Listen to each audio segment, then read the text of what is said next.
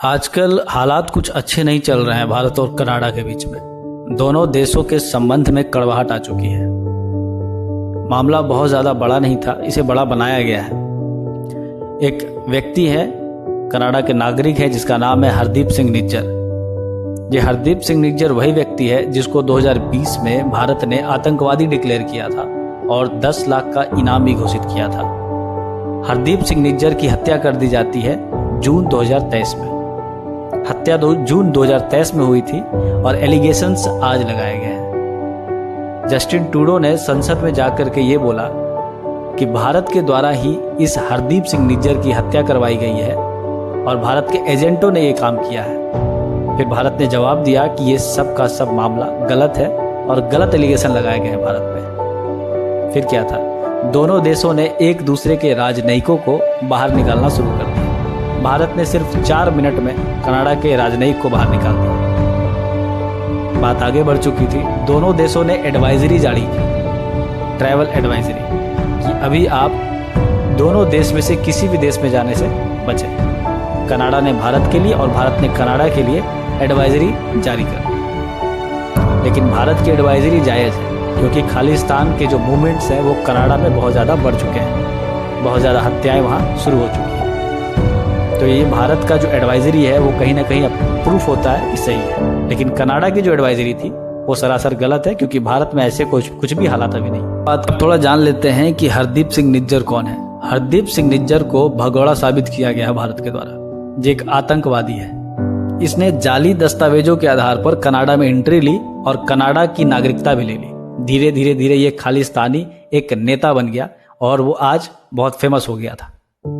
इसके बहुत ज़्यादा मूवमेंट्स वहाँ किए जा रहे थे, प्रोटेस्ट किए जा रहे थे, जिसके वजह से इसकी हत्या कर दी गई। और हत्या की अभी तक किसी ने भी जिम्मेदारी नहीं ली है। लेकिन जस्टिन ट्रूडो ने भारत को ही इसका दोषी ठहरा दिया उसकी मौत का। वैसे आपको बता दूं कि इस सिख विद्रोह के चलते 1980 से लेकर के 1990 तक करीब 30,000 लोग मारे गए। आपको याद होगा 1985 का एयर इंडिया का मामला, जिसमें बमबारी की गई थी एयर इंडिया के ऊपर और उसमें सिख आतंकवादियों को दोषी ठहराया गया था। अभी जब G20 की जब शिखर सम्मेलन हो रही थी, उस समय प्रधानमंत्री ने भी इस मुद्दे के ऊपर जस्टिन ट्रूडो से बात की थी, अपनी नाराजगी जाहिर की थी। लेकिन फिर भी जस्टिन ट्रूडो ने अपने मत को वहीं पे रखा। मतलब उनको पता था क्लियर कि अगर मैं खालिस्तानियों को सपोर्ट नहीं करूंगा तो मुझे वोट नहीं मिलेगा।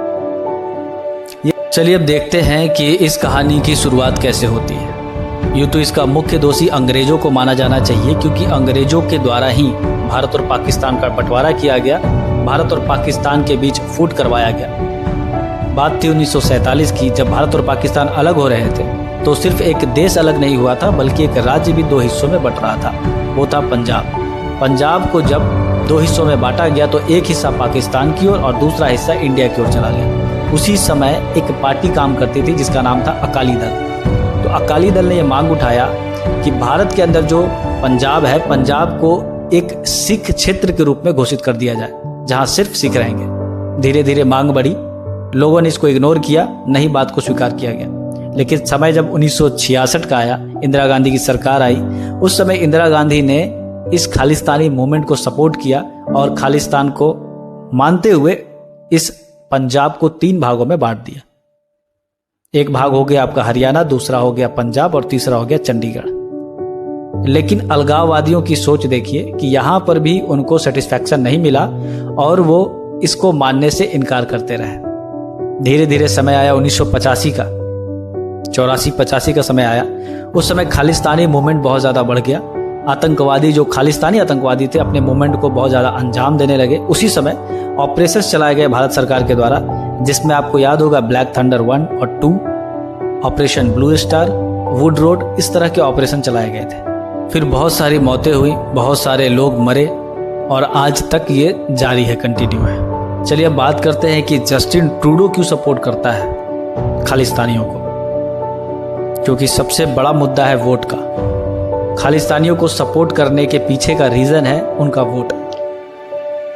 जबकि ये खालिस्तानी इलीगल तरीके से वहाँ पर जा चुके हैं, वहाँ रहते हैं। उसके बाद भी जस्टिन ट्रूडो जो कि प्रधानमंत्री हैं, वो उनके छोटे छोटे मुद्दों को भी सपोर्ट करने से पीछे नहीं हटते हैं। अभी महिंद्रा कंपनी जो कि भारत की है, उसने अपना ट्रेड कनाडा में बंद कर दिया है। अभी बोट के द्वारा स्पॉन्सर किया गया एक कनाडियन सिंगर था, उसको भी रोक दिया गया कॉन्सर्ट करने से। तो भारत और कनाडा के बीच में जो संबंध है वो कुछ खासे अच्छे नहीं हैं, और होप करते हैं, आशा करते हैं कि आने वाले समय में कुछ बेहतर हो सके, संबंध कुछ बेहतर किए जा सके। आप अपने सुझाव दे सकते हैं इस कनाडा और भारत के संबंध के लिए कि भारत को क्या करना चाहिए। अगर आपको ये वीडियो अच्छा लगा हो, मेरा प्रेजेंटेशन अच्छा लगा हो, तो प्लीज़ चैनल को लाइक कीजिएगा, सब्सक्राइब कीजिएगा, ताकि मैं और मोटिवेट हो सकूं और आपके लिए ऐसे कंटेंट को सामने ला सकूं।